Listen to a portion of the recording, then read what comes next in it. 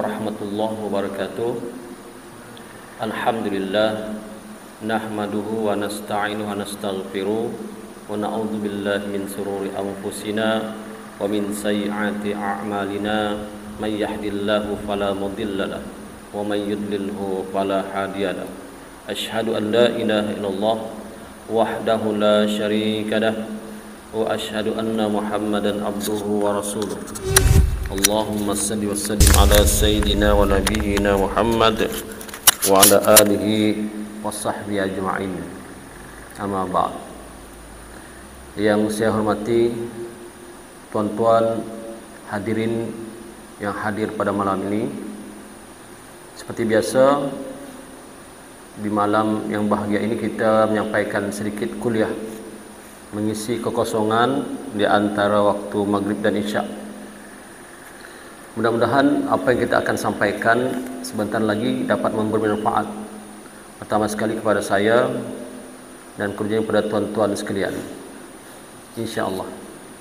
Jadi malam ini insya-Allah kita akan membicarakan pasal ilmu akidah ataupun ilmu tauhid, ya, ilmu akidah ataupun ilmu tauhid ataupun yang dikatakan ilmu mengenal Allah ataupun yang dikatakan ilmu sifat 20, ya.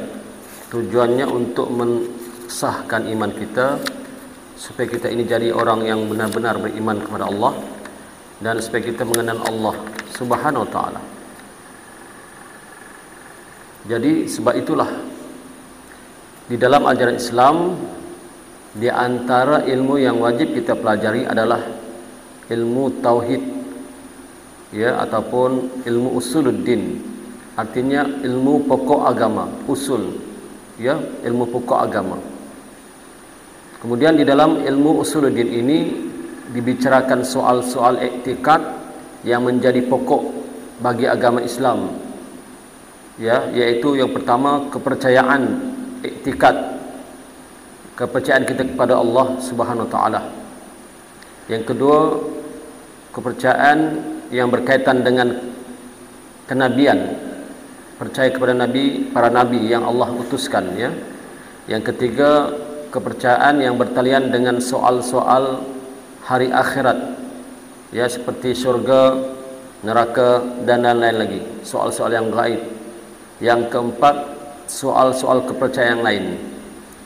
Jadi ilmu usuluddin juga dinamai sebagai ilmu kalam, yakni ilmu kalam Allah, kalam Tuhan, kerana dalam ilmu ini banyak dibicarakan tentang sifat-sifat Allah. Di antaranya seperti sifat kalam. Sifat kalam ini artinya sifat berkata-kata. Kemudian para ulama dan ahli-ahli ilmu kalam menamakannya ilmu mutakallimun ataupun ilmu mutakallimin. Ada juga orang menamai ilmu ini dengan ilmu tauhid, yakni ilmu keesahan Tuhan, kerana yang banyak dibicarakan dalam ilmu ini ialah ilmu tentang keesahan Tuhan, ya. Ada juga yang menamakan dengan ilmu aqaidul iman, yakni ilmu iktikad, kerana yang banyak dibicarakan dalam ilmu ini ialah soal-soal iktikad, kepercayaan. Ataupun di Malaysia biasanya kita dengar ilmu sifat 20, kerana di dalam ilmu ini dibicarakan tentang 20 sifat yang wajib yang mesti ada bagi Allah Subhanahu wa taala. Jadi untuk pengetahuan kita semua, sesungguhnya kata para alim ulama tauhid, sifat Allah ini banyak sifat Allah, tidak terhitung, tidak terkira, tetapi telah dibuat untuk kepahaman umat Islam. Maka dua orang ulama di kalangan ulama Ahlus Sunnah wal Jamaah telah membuat satu kitab untuk kita mudah faham sifat Allah yang begitu banyak, diringkaskan cuma menjadi 20 sifat saja, dalam mana 20 sifat ini sudah terkandung semua sifat-sifat Allah itu. Sudah terkandung. Jadi kalau orang kata kenapa belajar sifat 20 saja, tidak belajar sifat-sifat yang lain? Kerana sifat 20 ini pun kita tidak mampu untuk mempelajarinya secara Betul, secara tafsili. Apalagi kalau ulama bagi kita sejuta contoh sifat Allah, contoh. Padahal sifat-sifat Allah itu tidak terhitung. Jadi ada dua orang ulama yang mesti kita kenal. Sebab dalam agama kita ni, agama Islam, pegangan kita, ya, pegangan akidah Ahlus Sunnah wal Jamaah ataupun pegangan kaum muslimin yang hak itu, dalam membicarakan soal akidah ini ada dua ulama besar, ya, yang perlu kita kenal. Yang perlu kita kenal. Kalau orang tanya siapakah ulama yang kamu pegang dalam soal tauhid, soal akidah, ada dua ulama besar ini, ya. Yang pertama ulama ini adalah namanya Syekh Abu Hasan Al-Asy'ari. Ingat yang pertama, ya. Syekh Abu Hasan Al-Asy'ari. Sebelum kita lebih panjang mengenal siapakah Syekh Abu Hasan Al-Asy'ari, dan yang kedua Syekh Abu Mansur Al-Maturidi ini, kita nak kenal dulu apakah erti Ahlus Sunnah wal Jamaah. Kita kadang-kadang Ahlus Sunnah wal Jamaah, pahaman Ahlus Sunnah wal Jamaah, apakah pahaman itu? Yang pertama sekali, pahaman itu adalah pahaman pegangan kita, ya, yaitu artinya adalah arti Ahlus Sunnah. Arti Ahlus Sunnah ialah penganut sunnah Nabi, penganut yang mengamalkan sunnah Nabi, itu arti Ahli Sunnah. Kemudian arti wal Jamaah ialah penganut iktikad sebagai iktikad jamaah para sahabat Nabi. Dirangkumkan kedua itu jadilah Ahlus Sunnah wal Jamaah, artinya memegang iktikad pegangan Nabi dan pegangan sahabat-sahabat Nabi. Itu dikatakan arti Ahlus Sunnah wal Jamaah.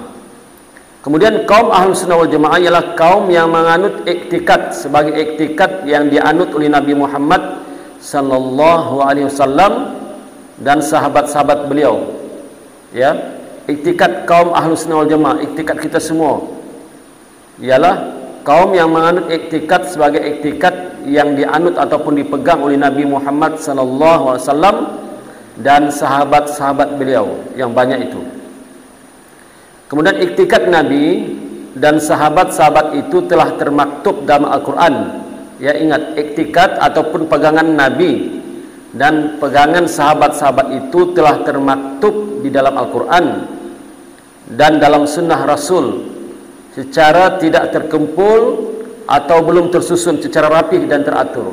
Semua iktikad tentang Ahli Sunnah wal Jamaah, tentang akidah ini sudah ada dalam Al-Quran, tapi tidak tersusun, tidak teratur dengan jelas. Jadi datanglah dua orang ulama besar ini, dia telah mengumpul, ya, yaitu Syekh Abu Hasan Al-Asy'ari ini telah mengumpul dan merumuskan dengan rapi tentang ilmu tauhid ini. Inilah ulama yang banyak berjasa, ya, yaitu Syekh Abu Hasan Al-Asy'ari. Dia lahir di Basrah pada tahun 260 Hijrah. Sudah lamalah. 2 tahun dia lahir pada 260 Hijrah. Artinya 260 Hijrah selepas Nabi hijrah daripada Mekah ke Madinah. Nabi berhijrah dari Mekah ke Madinah, umur Nabi ketika itu 53 tahun. Umur Nabi berhijrah dari Mekah ke Madinah ketika itu umur Nabi 53 tahun. Dan dikira dari situlah hijrah sampai sekarang, kalau dia hijrah itu, dia mengambil daripada hijrah Nabi. Jadi dia lahir di Basrah. Dia lahir pada tahun 260 Hijrah, ya. Dia lahir pada tahun 260 Hijrah. Syekh Abu Hasan Al-Asy'ari ini. Kemudian dia lahir di Basrah dan dia wafat juga di Basrah pada tahun 324 Hijrah. Syekh Abu Hasan Al-Asy'ari ini lahir di Basrah pada tahun 260 Hijrah dan wafat juga di Basrah pada tahun 324 Hijrah dalam usia 64 tahun. Karena itu ada orang memberi nama kepada kaum Ahlus Sunnah wal Jamaah dengan kaum Al-Asy'ariyah. Jamak daripada Al-Asy'ari. Orang panggil Asy'ariyah, Asy'ariyah itulah Asy'ari itu, jamak. Ya, yang mana namanya dikaitkan dengan nama Imam Abu Hasan Ali Al-Asy'ari. Dan di dalam kitab-kitab Usuluddin juga kita akan nampak nanti perkataan Sunni. Kan kita selalu datang kaum sunni, golongan sunni, golongan sunni. Golongan sunni itu adalah singkatan daripada ahlus sunnah wal jamaah. Jadi kalau kita dengar orang kata kaum sunni, itulah kaum sunni itu adalah singkatan daripada nama ahlus sunnah wal jamaah. Kemudian tersebut dalam kitab Ihtihaf Sadatil Muttaqin karangan Imam Muhammad bin Muhammad Al-Husni Az-Zabidi, yaitu kitab syarah dari kitab Ihya Ulumuddin karangan Imam Al-Ghazali pada jilid 2 halaman 6, ya, mengatakan begini: idza utlika ahlus sunnah fal muradu bil asy'ariyah wal maturidiyah. Maksudnya apabila disebut kaum ahlus sunnah wal jamaah, maka maksudnya ialah orang-orang yang mengikut rumusan atau paham Imam Asy'ari dan Imam Abu Mansur Al-Maturidi. Jadi tadi Imam Abu Hasan Al-Asy'ari kita sudah paham, kita sudah tahu. Sekarang siapakah Imam Abu Mansur Al-Maturidi? Kita kena paham ni, sebab selepas ini kita akan membaca ataupun kita akan belajar tentang ilmu tauhid sifat 20 perlahan-lahan, ya. Sebab ilmu tauhid ni kena faham sungguh-sungguh. Kalau tidak faham bahaya. Sebab ini ilmu akidah. Ya, ilmu akidah. Dia bukan ilmu fiqh. Ilmu fiqh banyak furuk-furuknya, kan? Ilmu akidah ni tidak boleh. Kita kena faham betul-betul, ya. Abu Mansur Al-Maturidi adalah seorang ulama usuluddin yang pahaman dan iktikadnya sama juga dengan Abu Hasan Al-Asy'ari, ya. Beliau wafat di sebuah desa bernama Maturidi, Samarkand, di Asia Tengah pada tahun 333 Hijrah. 9 tahun terkemudian daripada Imam Abu Hasan Al-Asy'ari. Kalau Imam Abu Hasan Al-Asy'ari tadi dia meninggal pada tahun 324 Hijrah. Dia wafat, ya. Ini dia wafat pada tahun 333 Hijrah, ya. Jadi sudah menjadi adat kebiasaan dalam dunia Islam bahawa hukum-hukum agama yang digali daripada Quran dan hadis oleh seseorang imam, maka hukum itu dinamai mazhab, ya. Hukum-hukum yang digali daripada Quran dan hadis oleh seorang imam, ya, yang layak berijtihad, yang ilmunya banyak, maka itu dinamai dengan mazhab. Jadi hasil ijtihad Imam Hanafi, ya, Imam Hanafi ulama bagian ilmu fiqh, hasil ijtihad Imam Hanafi dinamakan dengan mazhab Hanafi. Begitu juga hasil ijtihad Imam Maliki dinamai mazhab Maliki. Hasil ijtihad Imam Syafi'i dinamai mazhab Syafi'i. Hasil ijtihad Imam Ahmad bin Hanbal dinamai mazhab Hambali. Kita kena paham tu. Kenapa ada mazhab Hanafi, Maliki, Syafi'i, ya, Hambali? Sebab mereka layak berijtihad, kerana syarat-syarat untuk berijtihad ni banyaklah. Mesti mempunyai ilmu yang banyak, ya, ilmu yang banyak. Jadi kalau tidak ada ilmu tidak boleh berijtihad, maka mereka layak untuk berijtihad. Banyaklah. Kerana semua ilmu-ilmu itu digali daripada Al-Quran juga dan hadis Nabi Muhammad sallallahu alaihi wasallam. Itu soal-soal fiqh, soal-soal akidah pula sama juga. Ya, soal iktikad, akidah sama juga, hasil galian dari Al-Quran dan hadis oleh Imam Abu Hasan Al-Asy'ari dinamai mazhab Asy'ari atau faham Asy'ariyah, ya. Walaupun pada hakikatnya Imam Abu Hasan Al-Asy'ari hanya menggali dan merumuskan, memfatwakan, menyiarkan, mempertahankan apa yang sudah ada dalam Al-Quran dan hadis. Tidak ada lari. Semua yang dibuat, dibukukan, dirumuskan, dipertahankan, dipegang betul-betul sumbernya daripada Al-Quran dan hadis juga.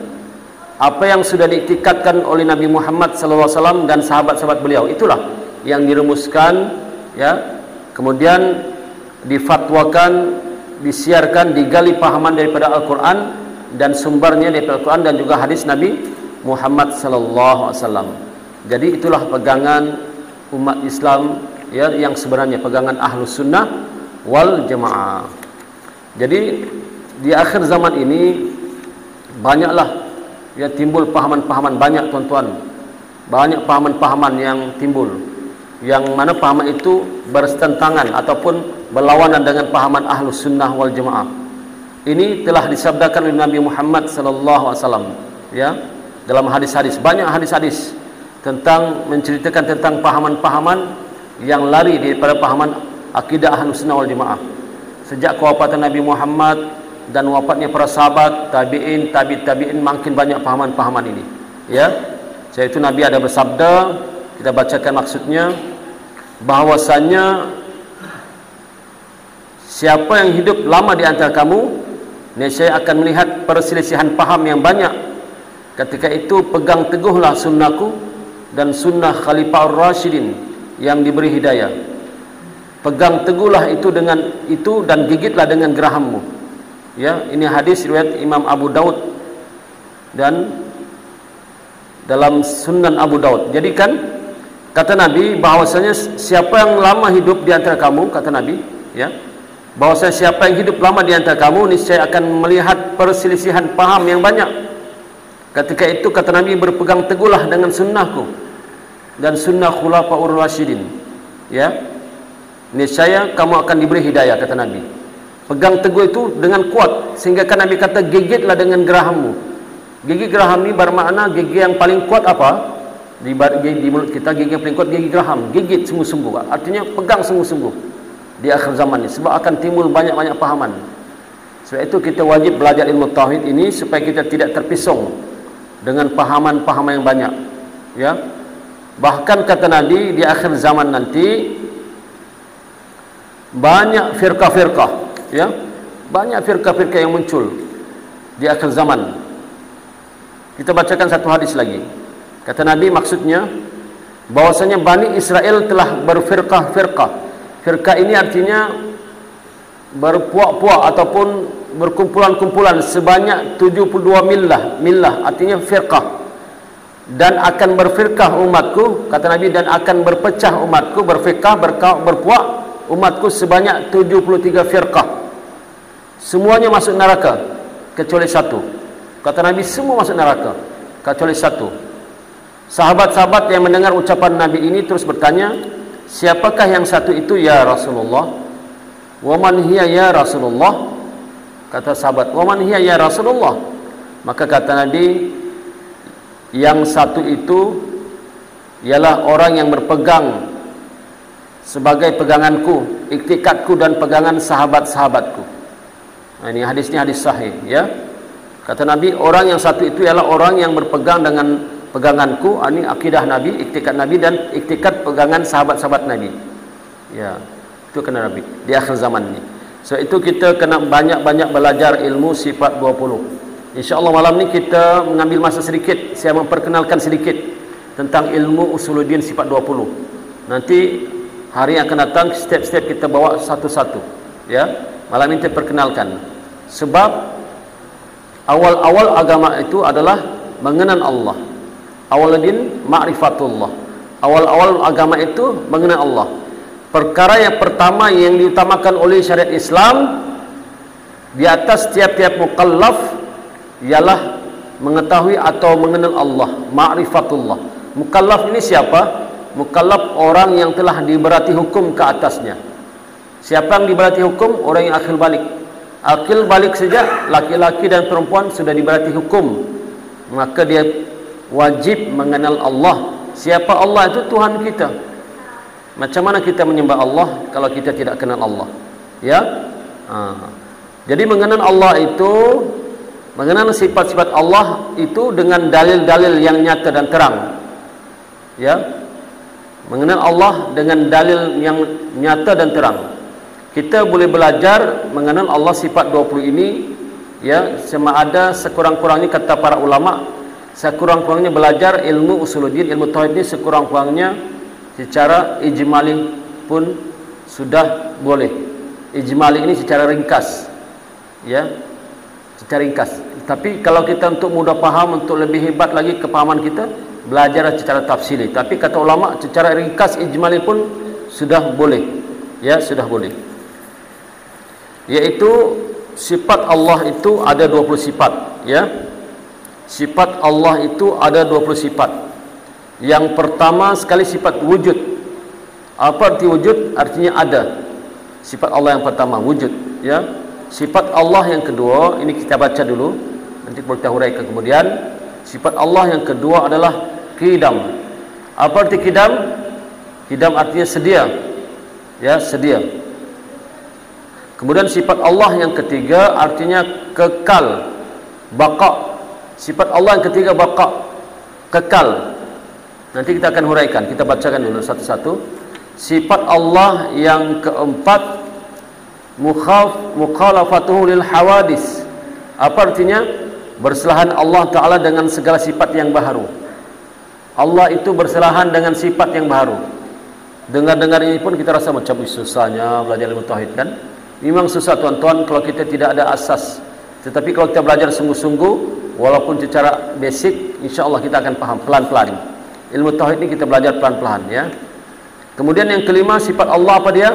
Qiyamuhu ta'ala binafsi. Qiyamuhu ta'ala binafsi. Berdiri Allah dengan sendirinya. Allah berdiri dengan sendirinya. Tidak ada orang ataupun tidak ada makhluk ataupun tidak apa-apa pun yang menyebabkan Allah berdiri. Allah berdiri dengan sendirinya. Nanti ada huraiannya, ya. Kemudian yang keenam, wahdaniyah. Apa itu wahdaniyah? Esa Allah Ta'ala pada zat, pada sifat dan pada perbuatan. Allah itu esa, tunggal, satu, tidak ada dua dan tidak ada tiga, ya. Nanti ada huraiannya. Sifat Allah yang ketujuh, al-qudrah. Qudrah itu artinya kuasa. Allah berkuasa. Sifat Allah yang ke-8, ya, al-iradah. Apa itu iradah? Mengkehendaki. Sifat Allah yang ke-9, al-ilmu, mengetahui. Sifat Allah yang ke-10, al-haya, hidup. Sifat Allah yang ke-11, as-sama', mendengar dengan tiada telinga. Allah mendengar dengan tidak perlu telinga seperti kita. Nanti kita huraikan. Sifat Allah yang ke-12, al-bashar, al-basar. Al-basar, alif lam ba sad ra. Al-basar artinya melihat. Dia melihat tiada dengan biji mata. Allah melihat dengan tidak perlukan mata macam kita. Allah melihat tidak ada. Jangan anggap Allah melihat ada mata macam kita, ya. Bagaimana nanti kita huraikan. Yang ke-13, al-kalam. Berkata-kata Allah tidak dengan bermulut, tidak dengan suara atau sebagainya. Sebagaimana berkata-kata makhluk. Ini pun ada huraian. Kita baca dulu. Yang ke-14, kaunuhu qadiran, keadaan Allah Ta'ala yang berkuasa mengadakan dan mentiadakan. Yang ke-15, kaunuhu muridan, keadaan Allah Ta'ala yang menghendaki dan menentukan tiap-tiap sesuatu. Ke-16, kaunuhu aliman, keadaan Allah Ta'ala yang mengetahui akan tiap-tiap sesuatu. Ke-17, kaunuhu hayyan, keadaan Allah Ta'ala yang hidup. Ke-18, kaunuhu sami'an, keadaan Allah Ta'ala yang mendengar akan tiap-tiap yang mawjud.